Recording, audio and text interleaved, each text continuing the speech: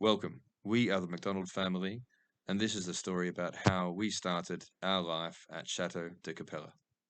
My name is Sunita. Born and bred in South Africa, I moved to England in my early 20s, where I studied and worked for a number of years.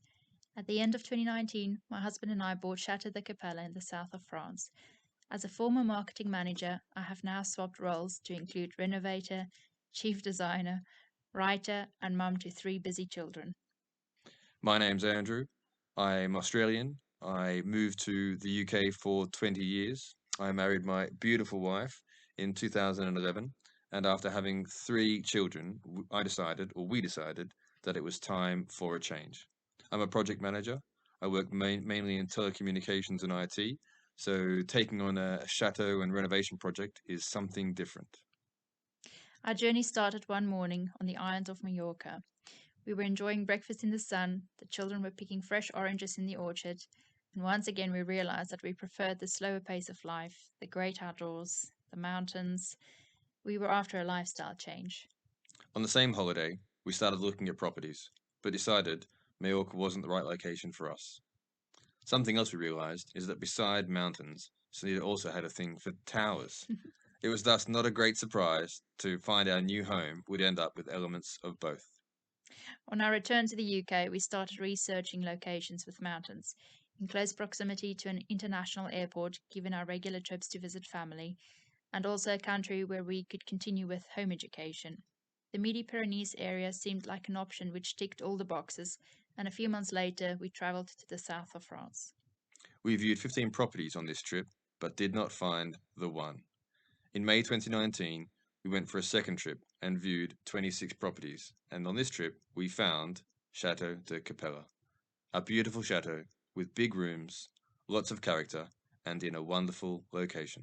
But what Andrew's not mentioning is that it was a bit of a wreck with no water, no electricity, no heating, no plumbing. But I knew it was the right one. I just needed to convince Sunita. Huh.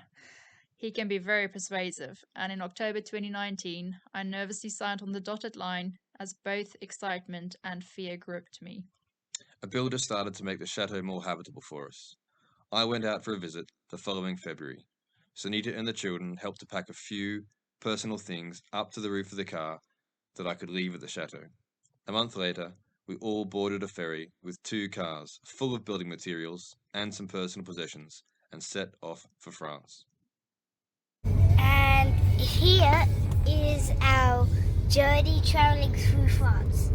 If you look through the windscreen there, you will see our leading car, Daddy, Austin and Alice occupy it. And here's the driver of our car, the Red Fox. Sunita also successfully drove 1,000 kilometers on the right side of the road. You mean on the wrong side of the road? I mean, not left. We planned to stay for a couple of weeks to make some design decisions, but it turned into a happily ever after ending. Yes, 2 days after our arrival in France, the national lockdown due to the coronavirus was announced. Our ferry back to the UK was cancelled, and we were stuck with a week's clothes, a few toys the children brought with, and some essentials that Andrew left in the chateau a month before. We occupied the apartment, which still needed finishing, and set to work. The whole family joined in, and even the 3-year-old learned a lot about painting. Yeah, it's a roller, it turns. Huh? Or up? It's just going off by itself. Well, no, it's not going by itself. You're helping. Thanks, Lacey's. Try and paint the wall. More paint? Want some help? Just a little bit, remember? I need some help. Let's go paint. It's okay, I can help. I can fix that problem. Right, ready? Onto the wall. Super painting.